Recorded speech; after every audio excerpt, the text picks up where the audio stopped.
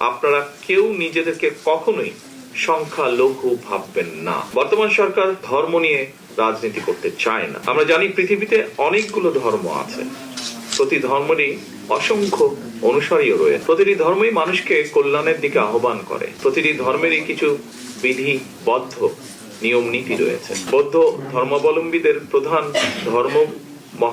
ধর্মগুরু মহামতি গৌতম বুদ্ধ তার অনুসারীদের জন্য পঞ্চশীল নীতি দিয়েছিলেন।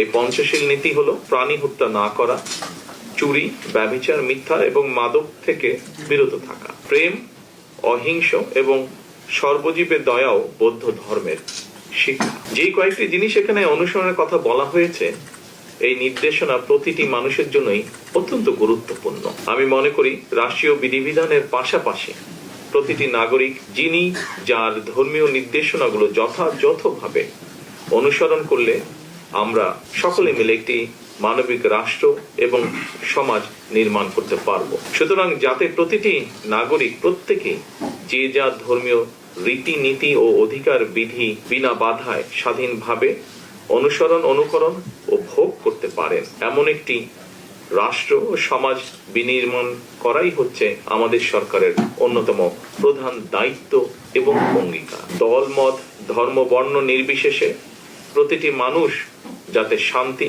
এবং নিরাপত্তার সঙ্গে বসবাস করতে পারে, তেমন একটি পরিবেশ নিশ্চিত করতে সরকার বদ্ধপরিকর। বর্তমান সরকার ধর্ম নিয়ে রাজনীতি করতে চায় না। ধর্মকে রাজনৈতিক স্বার্থে আমরা ব্যবহার করতে চাই না।